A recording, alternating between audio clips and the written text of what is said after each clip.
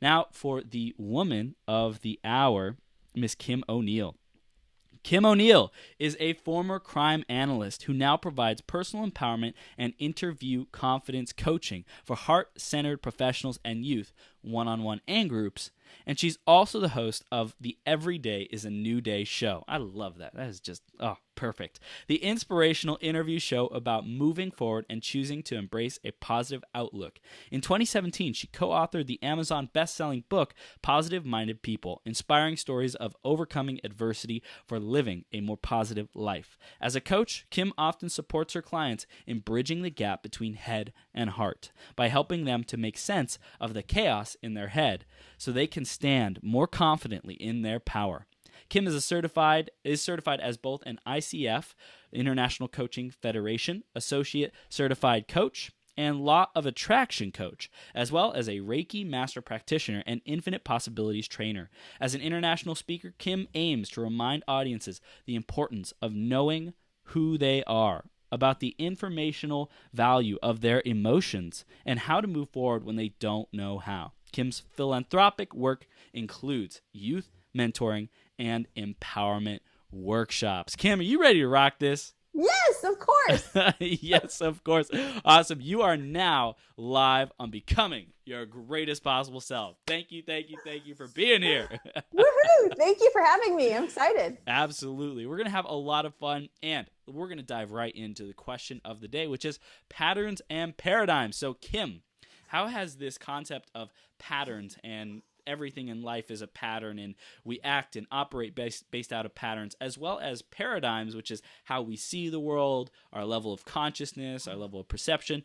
What way do we want to take this? What's the most tasty direction for you to take this, Kim? Well, okay, so it's such a great question. The thing that comes up for me is awareness that a pattern is even taking place, and or awareness, not or, and awareness yes. that there's a paradigm that each of us are operating within. And it's kind of like that movie. What is the movie? The movie with Jim Carrey where it's like he's living in a bubble, right? And then finally he breaks out of the bubble. Yes. And I know what you're talking about. I don't remember the movie name. Yeah. He didn't know. Like, he knew life as one way. Right. For, up until that age in his life. And finally he realizes, wait a second, there's an edge. There's a limit to this. Oh my gosh, there's something on the other side. If I take the chance, the opportunity to do some little digging here, break through, and wow, life can be so different. Wow. And that's what comes to mind for me, because, thinking of patterns in my own life, I can remember back when I was a kid, because I remember noticing this when I was a teenager. It felt like my life happened in cycles of 3 years. Really? Yeah. It's like, okay, it's taking me 3 years to kind of like, I don't know, move to a new, like maybe move to another level of confidence with the people around me, or, right. Just being comfortable in my environment. Yeah. And I noticed that a few times. I'm like, oh, wow, it took 3 years for that. And then life changed. And then there was another 3 years for this other time period. And then life changed again. And as I got older, but I don't think it's just an age thing. I think it's as I was becoming more aware and doing my own work, then that time frame shortened. And it's not a good or bad thing. But for me, I was pleased when I realized that time frame. Right? It's like, shorter. Yes, we're getting better at this. Yes. Yes. Woo. Now it's like 3 weeks or 3 months or something. Right. Yeah. Yeah. I love it. So this awareness of maybe there's a better way. Maybe there's something beyond this. I also hear curiosity. Like, what else is there? What am I not yet seeing? What are my blind spots? What might I not be noticing or paying attention to?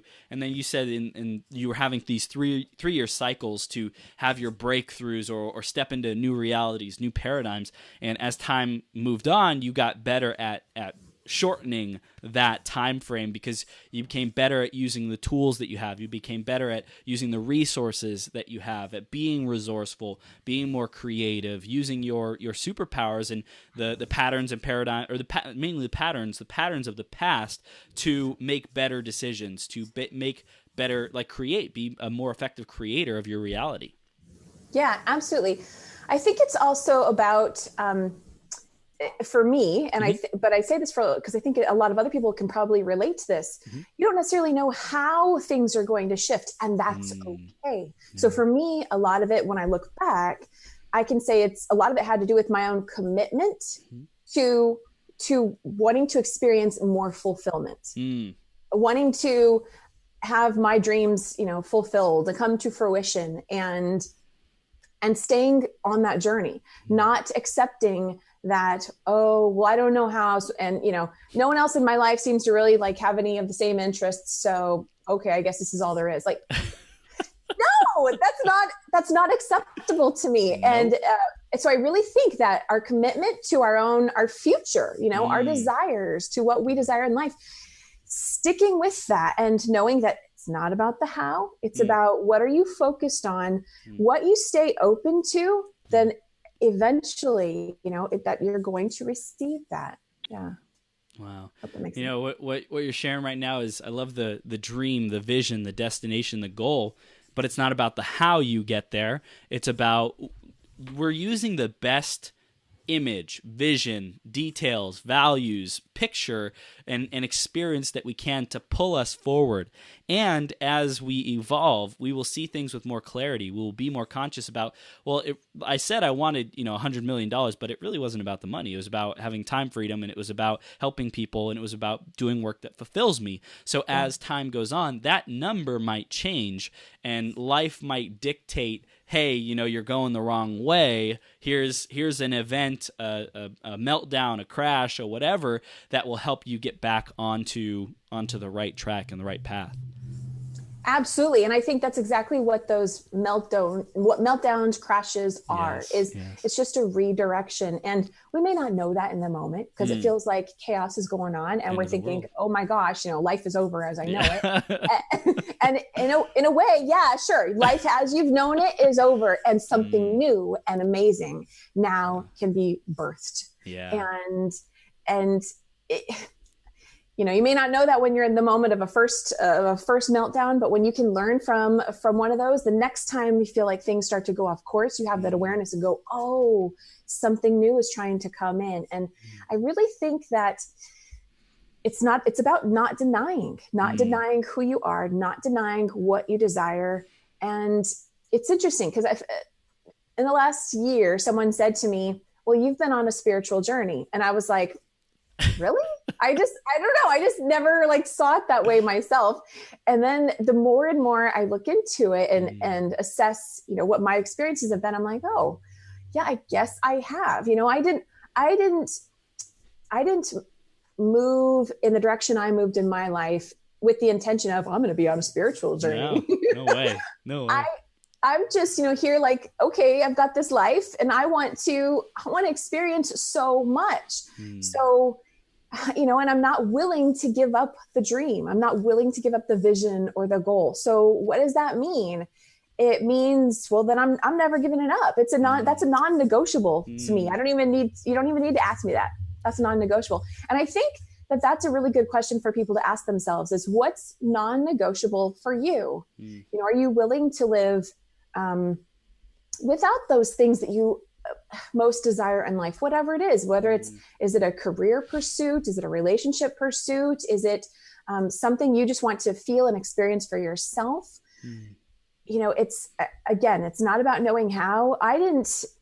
It's so funny. So yes, one of the things I do today is I do personal empowerment and interview coaching. And for so many years, I'm sharing this because it's just how things evolve and can actually come out better than you thought they were going to be. For so many years, I thought I was in the pathway to becoming a psychologist or a marriage family therapist, something along those lines, which you can certainly say coaching is in that, realm. Yeah, it's in that realm. Exactly. But I felt like my world crumbled when I kept putting my efforts in the direction of pursuing a master's degree in one of those fields. And then just bizarre stuff happened. And it's like, I've got to stop doing this master's degree. And it's like, what is this about? And finally, the third time in, I had to say, okay, something else is at play here. Something else yeah, and I'm not sure what this is about. It really was this devastating moment for me because I've always felt very career focused and driven. Totally. And finally, I started to consider the possibility of coaching and give that some time. And once I sat with that, I'm like, oh yeah, okay, this feels right. Okay, good. And once I started really getting into it, because I wanted to have education under my belt supporting me as I do my work, I was amazed at how much more fulfilling it was. So it wasn't about giving up the dream, but it was allowing this moment that felt like this devastating moment. I don't know if anyone else can relate to that, Totally. but it felt totally devastating to think like, what? I'm not going to be able to like help people through, you know, being a counselor or a therapist of some sort. That was like so devastating. And then going, okay, but I'm just going to stay open because I still have that desire. And oh, look, it can now show up in a different fashion. And I'm actually really grateful because I love coaching for what it can do and provide clients in different directions we can go. So I absolutely love that. But then, Chris, there was even a moment where I finished my first coaching certification program, and I didn't know that I was going to end up doing a second one and then some other, like, you know, metaphysical healing things as well. But it's so funny because when I first finished my first coaching program and was getting certified, I was like, yes, I've made it. I reached my goal. And I was so excited. And little did I know, that's where a lot more of the spiritual journey started to come into play. And it's like, oh, no, that was really just the beginning. And isn't it amazing how long it can take us to get to one place in our journey and then realize there's never an end point. There's always something that comes next. You could only see so much in front of you. Right. And anyway, so I kind of went off there, but I just wanted to share that. I love it. It's so amazing. So why don't you catch everyone up on, you shared a little bit about your coaching and what you're working on today, but in your own words, we'd love to hear what your podcast is about. And I want to dig into that because I love talking to other podcasters about their experience podcasting and becoming a messenger, even more of a messenger, a platform to help other people get their message out and to get your own message out. So why don't you fill our audience in? Okay. So yes, so I have a show called Every Day is a New Day, and it's an inspirational interview show about moving forward and choosing, that's a key word, choosing to embrace a positive outlook, not allowing those, those upsetting experiences to necessarily make us become a old curmudgeon. And now we have this negative outlook and now life is just awful. And that's, yeah. So that's what the show is about. And I interview different people like you and people who are just doing I know, right? Yes, totally. people from all different walks of life too, who have different experiences and stories they can share with us and are doing something today that now in some form gives back to people and is a service they provide in some form. So that's what my show is about. It's on bbsradio.com, and I'm in the process of making some adjustments, but if people want to stay tuned and just continue to follow the show, then they can, of course, just stay connected with me and they'll find out more. Love it. But yeah, I love what you said about that. The show is a vehicle for me to be a message and share other people's messages and be, hopefully be a beacon, be a light for people who are. Hopefully, come on. I know. Come on now, Kim. Okay, sorry. Okay, so to be a beacon of light, yes, and hope. Okay, yes, sir. I know. Okay, yeah. So, because here's the thing. So, why do I have a show at all? I'm gonna be honest. Like I was scared out of my mind when I first started a show, but nevertheless, I really knew I wanted to do this. And it's because there were so many times in my life where I've just felt alone and didn't, and it's interesting looking back, there are times when I didn't even realize that I felt alone, but I can see how it showed up. And when you feel like you're not seeing people who are like you in your world, your immediate surroundings, whether it's your family, your friends, your workplace, you can feel like you're the oddball, you're the outcast, and you may not know how to move forward in the direction that you desire. Yeah, And well, so it's like hearing, that feeling of aloneness, the feeling of yeah, not having a community, people who get you, is one of the most depressing, disempowering feelings that anyone can experience. They say that scientists say that humans are what is it, like, community driven, pack driven. We're not meant to be on our own in isolation. So putting people in isolation and like in like prison and stuff, that's like one of the most devastating forms of torture and stuff, just because it's like we need people, we need to be around people to survive. So yeah. I totally get it. Totally get it. Well, and on that note, I think some people naturally have people in their lives who do already connect with them and are on the same page, and that's fantastic. But for those people who don't, there was a period in my life where I really started to be aware of how little different maybe I was to the people that I knew. And that didn't have to be a bad thing, but I really felt the intensity of that aloneness. And for a while, just sat with that thinking, oh my gosh, I don't know anybody. But you talk about how to empower yourself. It's true. This is where, to me, part of the spiritual journey starts to come in and realize that everything is energy. Mm-hmm. And that by setting an intention out there to connect with other like-minded people, just because you don't see it already doesn't mean it doesn't exist. So I had to be deliberate about that and say, oh, okay, I've got to do something with this knowledge that I now have about law of attraction and energy and creating and manifesting and all this. And so I then started to go, okay, so then I guess some new people are going to come into my life and to generate energy around that. And one by one, they did. So, yeah. Yeah, it's the act of like who you're being, right? Yes. Because this being is what attracts, because it's the energy of the being that attracts the opportunities and the people.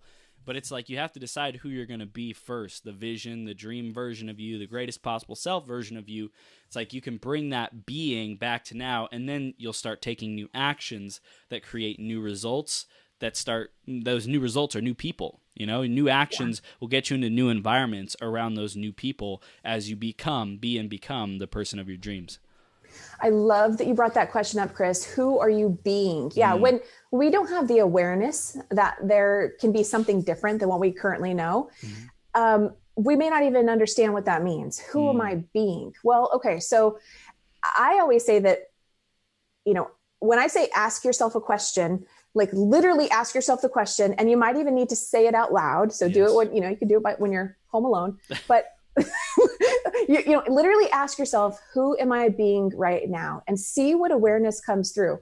But here are some ideas in case someone's still not quite sure how to even, think of that question or answer that question.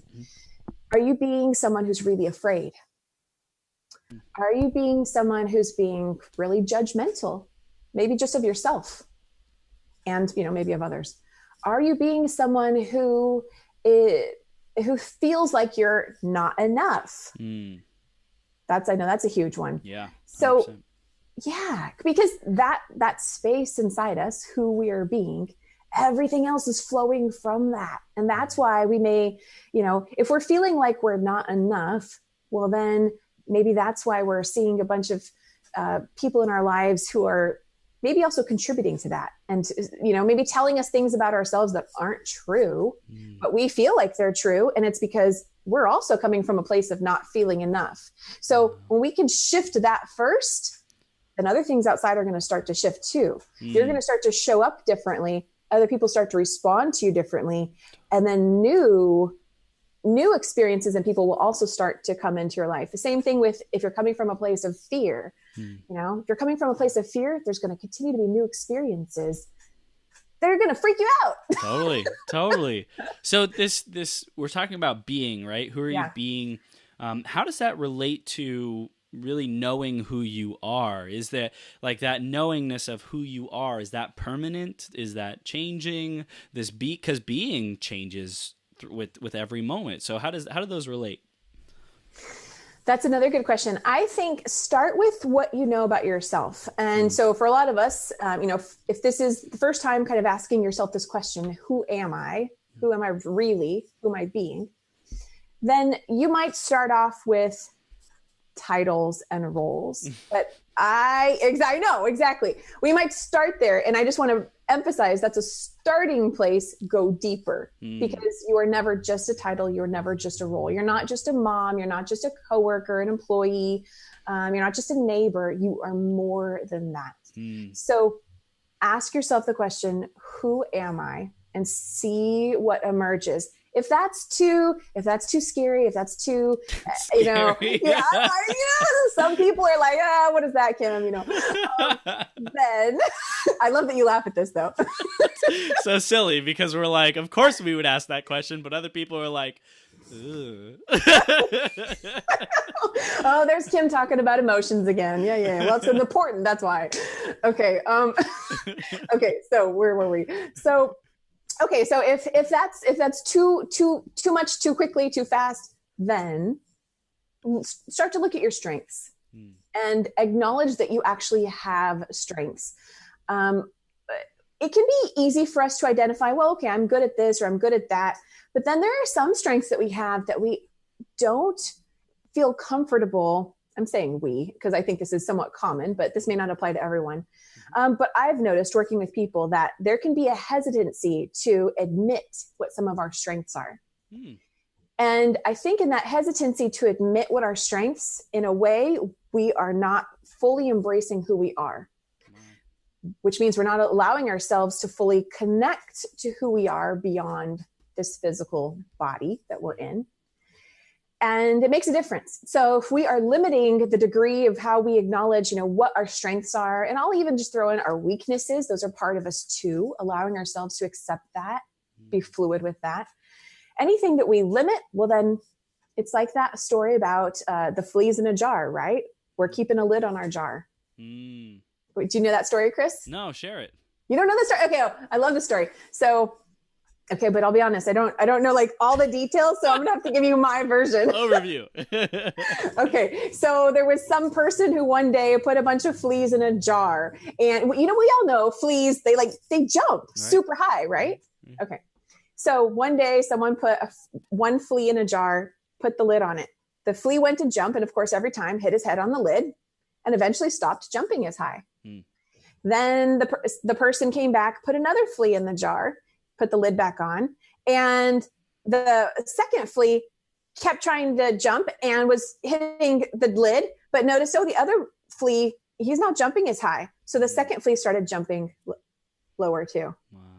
And then eventually I think they put a bunch more fleas in the jar and same thing happened. And then eventually they took the lid off, but the fleas never jumped high enough to even reach the lid. Wow. So they stayed, however high they were jumping, just within the jar. They didn't even know that they could jump outside and that there was more. And to me, God, Chris, I just think that is a metaphor for life.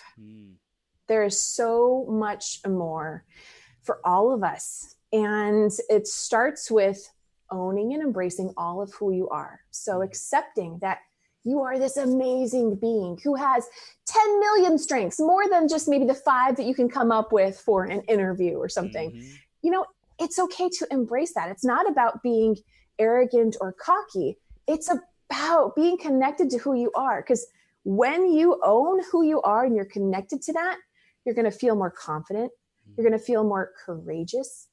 You're going to allow yourself to take healthy risks and, pursue your dreams and goals, the things that you can't quite see beyond whatever's in front of you. And just the list goes on. So that's the flea story. I love it. So it's owning those strengths, because when we own those, then we can show up in our gifts, in our bliss. One thing, another analogy that I love to use is the analogy of the tree and how a tree grows, right? A tree does not choose how much it's going to grow. It grows as much as it possibly can. It reaches for every last bit of sunlight, of rain, of whatever carbon dioxide that it soaks up to process and produce oxygen. It shoots its roots down as far as it can into the ground. It becomes the greatest tree that it can become. Yet human beings have the choice of what we do and who we become, if we become great or not. And so it just reminds me of when we own our strengths, we own our ability to grow to the maximum. And when we're curious about it, think about the tree. The tree is probably curious, like, what do I have to do to bend, to reach, to get a little bit more? Like, what does it take? This tree has this natural mindset or beingness of expansion at kind of whatever it takes, whatever, like that maximum level of curiosity. I love that. Yes, absolutely. Just like that. It was funny. I sometimes work with kids, and I had a kid once said something to me about, it's not the sky's the limit. It's, oh man, I'm forgetting what it is, but it was just, he did a whole twist on the sky's the limit phrase, saying, it's beyond even that. Okay. Wow. Sorry. That was a bad quote. But I was so impressed that this kid took a quote everyone uses to another level. Wow. Yeah, because I agree, right? Why does the sky have to be the limit? No. There's so much more even beyond this. Infinite. Yes. 100%. So when we own our strengths, what does that do in terms of how we show up on a daily basis? How does it show up, how we relate to life, how we face adversities, challenge? What does that do for us?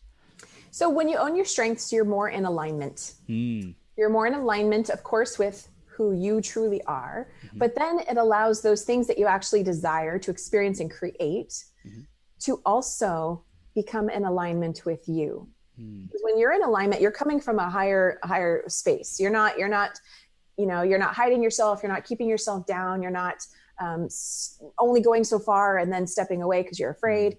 You keep going. And when you keep going, then the doors keep opening for you as well. So does that answer your question? Yeah, it did. I was going to ask about, this choice to every day wake up and see it as a new day, a new beginning. What kind of paradigms or patterns might keep people stuck or attached to not being able to make that choice? Stuck or attached to not make that choice? Oh, well, number one, by allowing what you see to be, let's see here, not what drives you, but allowing that to be all. So we often say, see it to believe it, right? But there's the reverse. No, you believe it and then you see it. Yeah. And so allowing yourself to do that little extra work in there and say, okay, wait, what do I want to choose to believe? That's going to allow you to see a new day. The reason why I say that, how every day can be a new day when you know who you are, is because, and this fits so well with your theme today about patterns and paradigms. It's like living Groundhog Day. When you don't know who you are, when you keep the lid on your jar, when you're Jim Carrey in that movie,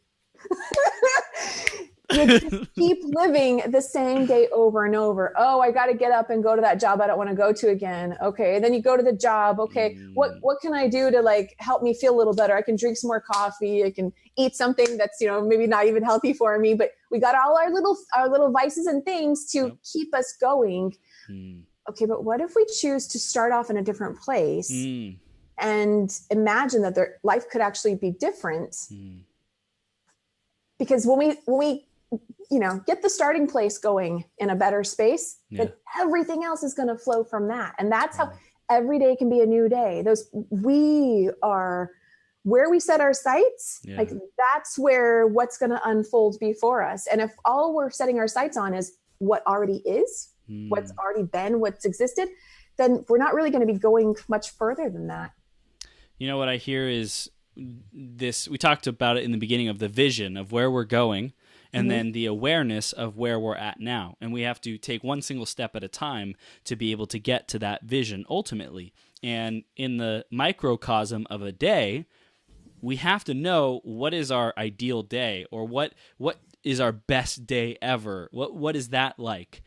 And then aspire to that every day. And when we're aspiring to that every single day, then throughout the day, we'll say, is this serving me or not serving me in kind of like the day-to-day actions? and how to get the best supercharged boost, preparation, lay a foundation of success, lay the bricks of success to launch to the next level of. It's to start that day with the proper framework, with the proper energy, with the proper mindset, rituals, habits, etc. Is that kind of your take on it as well? Absolutely. Yes. Yeah. Cool. Completely agree. It's all how we choose to start off. And so that's where, rituals and daily habits come into play, because they, every day we are starting fresh again. And, if we're rushed and, kind of shave out the time that we would use for our daily rituals. And I'm not perfect about this. I'm continually having to work on this myself. But those days when you say, oh, I don't have time, and then you go on and then kind of see how things get off course. And then you're like, oh, that's right. I didn't spend my 10 minutes meditating or breathing or whatever your practice is, in the morning. It makes a difference. Yeah. Have you found that tracking habits is something that's critical for your clients to succeed, and the people who are committed to their best life ever, their best days ever? Like how do you integrate teaching habits or getting your clients and listeners on track with their habits, their patterns and their paradigms? So for some clients, yes, tracking their habits works really well. They like to be organized. They want to see things on a chart and grow in that way. I get that. For some other clients, no, it's more so about them integrating new practices into other stuff that they've got going on and not feeling guilty by looking at a chart and knowing, they didn't check off, a few days, and having this visual reminder. So for some people, it actually kind of backfires and contributes to more of a feeling of guilt. And it's like introducing new resistance that isn't actually helping. So for some, it's more so about accountability and finding ease and flow as they step into a new space with new skills and habits, and then moving forward. So it depends on the individual, and I'm open to both because I get both. What have you noticed in the varying patterns and paradigms of how your clients show up and people in general show up, and being able to deal with them each individually, each with their own unique modalities that they prefer or that they see life through? How has that shaped your coaching, your perspective on people? Just that we're all unique. That we all respond to things a little differently. There are some clients who love when I give, guided meditations in our sessions, and there are some who don't as much, and that's fine. It's not about forcing yourself. This is how I believe. I don't believe it's about forcing yourself to do something you don't want to do. It's about finding what works for the individual and allowing yourself to move in that direction. So,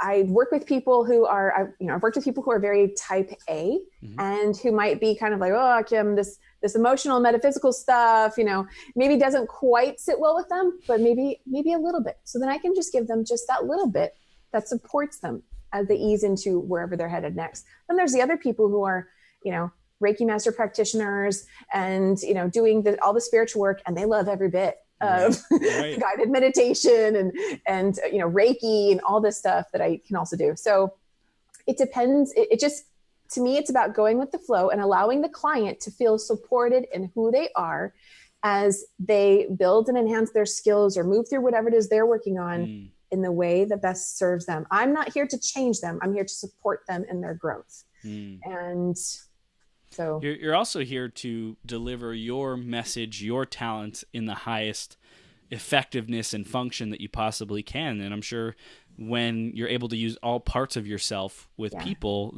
or at least the best parts, the ones that you're most used to or favorite, your biggest strengths, then that's when you're able to deliver the best result for your clients too.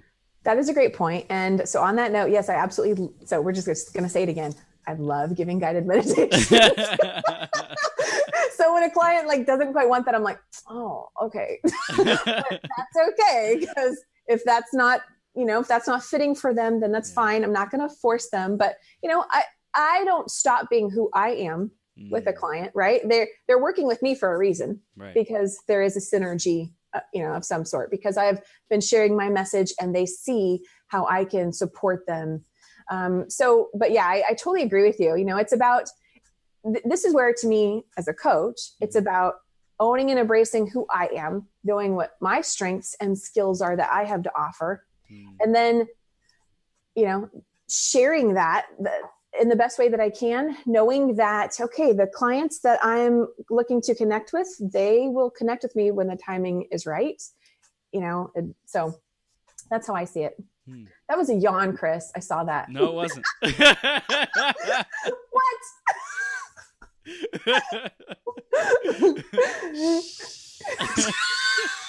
People are on their phones and they can't see it. It's too small. Okay. You totally got me. Okay. Okay. Moving forward. I'm raising the energy. Raising the energy.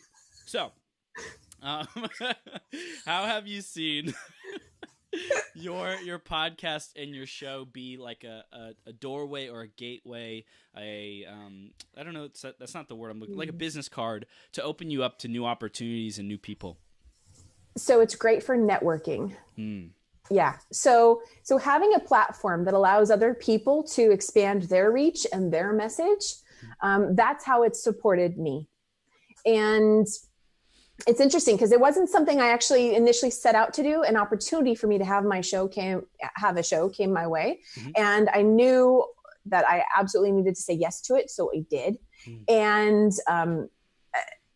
so to me, that's how it's most served is saying, having a show available allows other people to reach, a greater audience, an audience that they wouldn't have reached before. And, I'm grateful for it. I love having a show. Heck yeah. It's so much fun. So much like self-expression, creativity, Yes. Just ability to be with people, have fun, talk about the best things ever. It's awesome. Yes. Cool. And then as far as growing your show and evolving it, what's been one of the biggest lessons that you've learned? Biggest or a few, lesson. if you have a few. Well, it hasn't been as easy as I was hoping. But it all goes back to who are you being? And, what are you doing for the show? And how are you, it all starts with you first. So when I first started my show, it was actually called something else, had a different title. It was on a different network. And when I first started it, I was really scared. And I was in the middle of going through a lot of my inner work of, as I mentioned earlier, connecting with more of my tribe. And it caught me off guard because, Chris, I do have my degree is in communication studies. I have a performance background. And so to me, the concept of speaking on a microphone, doing some sort of show, being seen up here in my head, that makes total sense. Like, yeah, of course, that's going to be fine. Right. And then once I realized, oh, wait a second though, but when you have your own show, it's not scripted. You're in the flow. You're sharing more of who you are as a person. You're not performing a song everyone already knows or a script, that's already laid out for you. I don't have a speech prepared. Well, maybe to some degree, there's some form of preparation, of course, for the show, but realizing, oh no, for this to actually be good, then you need to be able to be in the flow, which means I've got to feel comfortable and confident with who I am. And so that's been a whole journey. But isn't it interesting that when you are on that edge of your seat, self-expression, in a conversation, in the flow, that's what really performance was all about. When performance becomes just reciting and showing up and going through the motions, that's not why we love performing. We love performing because we love the exhilaration of experiencing something new or sharing ourselves or that whole process. So I just think it's so fascinating that, like, yes, of course you had to get uncomfortable and share yourself, and that's why you love it. That is such a good point, because you're so right. Because any role I've ever prepared for, rehearsed for, whatever, it's the surface level preparation is memorizing the lines or the lyrics, right? It's what you put into it after that that really makes it come alive. So yeah, you're spot on with that. And that's exactly what I have found with doing interviews. There's something else that came to mind. Maybe it'll come back to me.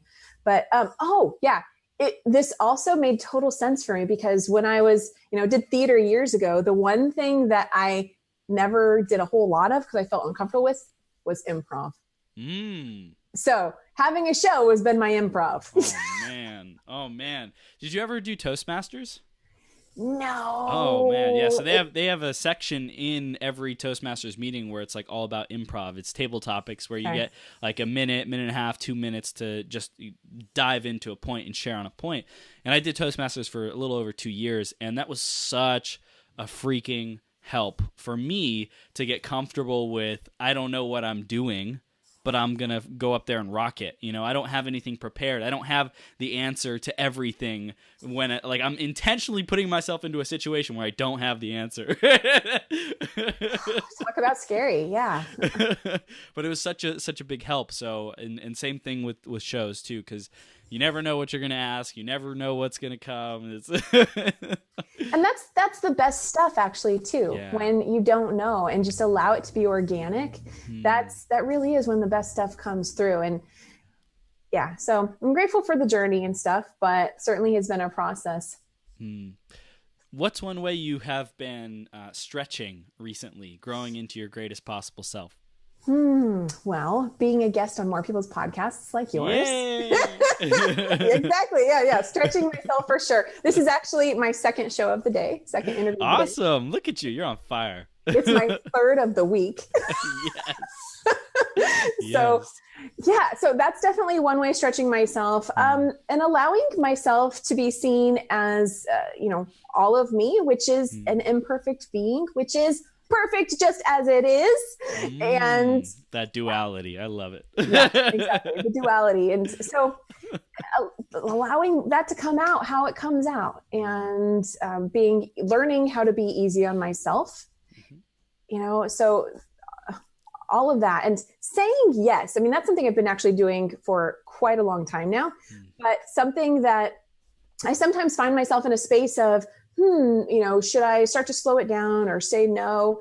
And certainly that can serve a purpose and a place, but being aware, wait a second, am I saying no or slowing down out of fear? Or am I slowing down and saying no because that's going to help me in some other way, for the greater purpose? There's a difference. And so continuing to check in with myself and recognize if I'm coming from a place of fear, they say the greatest way to move through your fear, and I think you've maybe even said this too, is to move right through it, bust right through it, yes. Which is maybe easier said than done, but I do believe in the value of that. Awesome. How do you see your coaching and your business evolving, and what's the state you see it in 5 years? What do you see yourself playing with, doing, expanding into in 5 years? Well, so here's a part of me that is the non-coach part of me. I'm going to admit, I would love to host a game show, Chris. Yeah. Heck yeah. It's happening. Yes, I see that. So I would love to host a game show. Okay. Aside from that though, let's get back to the coach. Let's dive into that. What's it going to be like when you're hosting this game show? Sorry for the movement. So, I have different ideas. I love fun, quirky stuff where people get to experience that more of who they are. So, have you seen Ellen's game show that she did? No. She's got a bunch of just random quirky stuff. And I just really feel like it's a great space for people to let loose and have fun. There was a period in my life where I really was like cutting out fun because I was so serious and focused on career and education and all of that. And when I realized how much a disservice that did to my life too, well, maybe I want to rephrase that, which is when I realized though, how the value that, I was leaving on the table by not implementing fun, by not allowing fun to take place. It was like, wow. It was practice to get back into having fun. Yeah. So that's one thing, but I have also envisioned some sort of adventure personal development type game show. Ooh. And yeah, it's a work in progress, that vision, but something that would support people in being able to, step into a greater version of themselves, maybe bust through their fears, not so much Fear Factor style. I don't need people to eat cockroaches or anything like that. Please don't, actually. But something that allows them to experience themselves in a bigger way than they ever have before. And then I'm going to share this part too. I would love there to be an online component where other people can connect and talk about the show, and then also support each other in their own personal growth.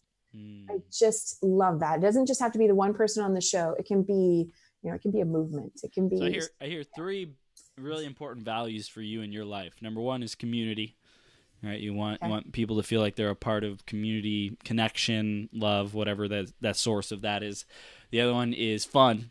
You love having fun. You have to have fun, or else it's not going to work for you. It's not, I think that's one of the reasons. Like, I think these three things are what connected you and I, and kind of, I don't know. I feel like this really kind of similar soul nature between us. So it's the fun, and I love having fun. And then the third thing is growth. You're all about growth. Yeah. You're all about learning. You're all about like expanding. And I freaking am all about growth. So like, I love that. I love that you're doing all those things. So how are you integrating more of those three things into your life right now? Right now. So reconnecting with friends that maybe we've grown a little distant. Yeah. And, making it a conscious decision to say, okay, what am I going to do this weekend? And do something fun, whatever that is. And sometimes, fun doesn't happen with another person. So, okay, I can still have fun on my own. I primarily grew up as an only child. I know how to have, I know how to have fun, for one. Right. So, being deliberate about it and connecting. And I love that you added community to what you see as my value. I would agree with that. I want to add to that and say that I also value freedom, expansion, and expression. I see those as my primary values. But absolutely the community and having fun. Freedom, expansion, and expression. What about you, Chris? What are your values? My values.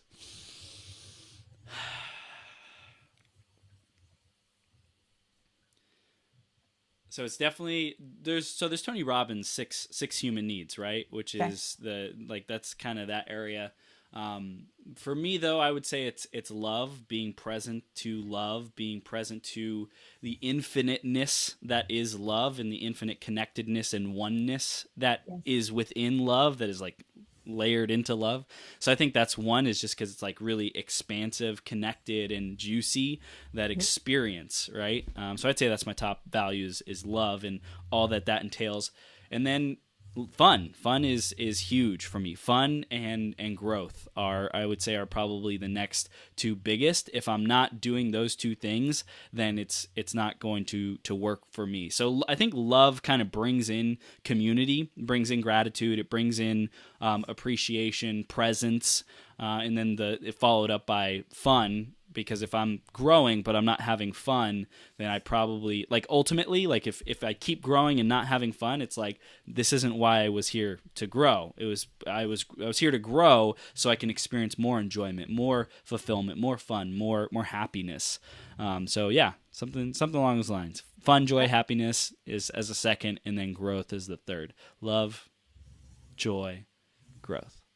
Love, joy, growth. I love that. Absolutely.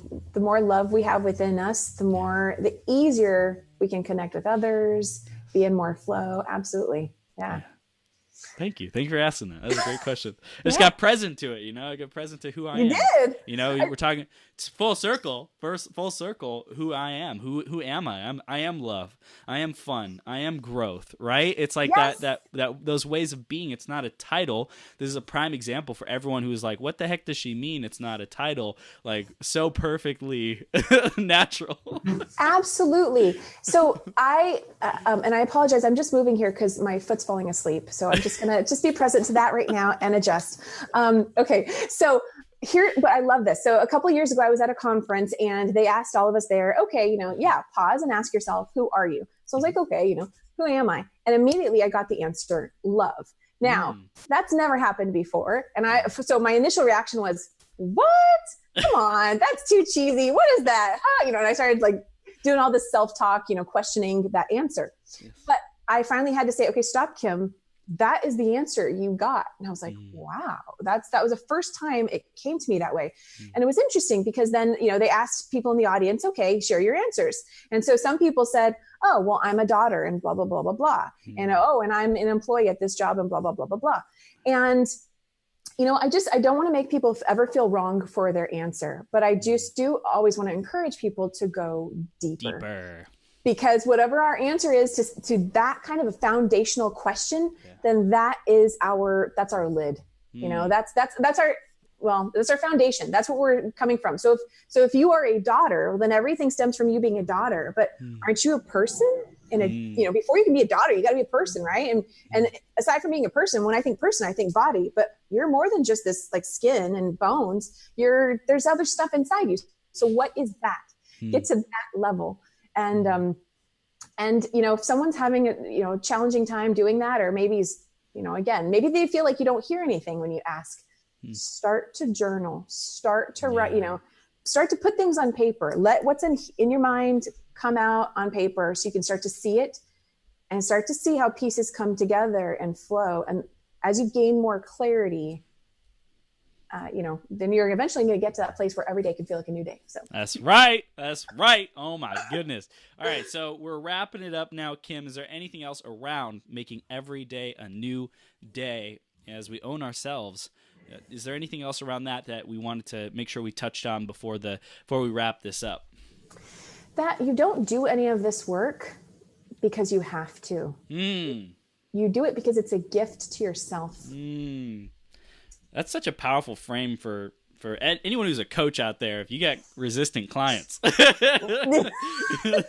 right? Exactly. Yes. Yeah. It's a gift, and so it for people who are not used to operating in that space. Again, I am very aware. I've actually used the word scary a few times here. So I think where I'm coming from though is I can remember when there was a time in my life where just like none of this, like what I'm talking about today was, even though I've always been moving in this direction, I was nowhere near any of like this terminology or thinking about myself this way. And so now when I work with other people who I can see that's where they are, but they're opening to move forward. So they've hired a coach.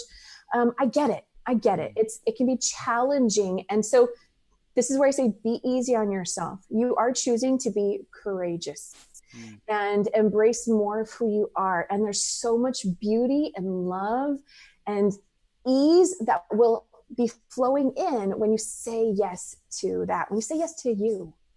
And so knowing that you don't have to do any of this work, but so much more can open up for you when you do say yes to yourself and embrace who you are.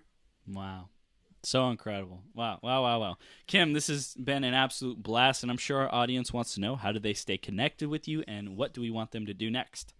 Absolutely. So they can find me on Facebook at Kim O'Neill Coaching. They can go to my website, KimO'NeillCoaching.com. They can also find me on YouTube. I've got a growing channel. Yay. And so just go on YouTube and search Kim O'Neill Coaching, and O'Neill is O'Neill. 2 L's. 2 L's. Okay. I apologize for making that mistake on the flyer. I'm sure you saw it. It's fine. So awesome. Everyone stay connected with Kim. She is an absolute amazing personality and being to be around. So Kim, thank you so much for coming on today. Stay awesome. Keep up the amazing creation and leadership and being the example of being for everyone around you and in your life. Thank you, Chris. I appreciate you allowing me this opportunity to be on your show, and I love what you're doing, and I'm inspired by your 12-hour marathon that you do. So keep up the awesome work you're doing as well. Thank you. Thank you so much, Kim. Have the best day ever, and we'll see you soon, okay? Sounds good. Thank you. Bye.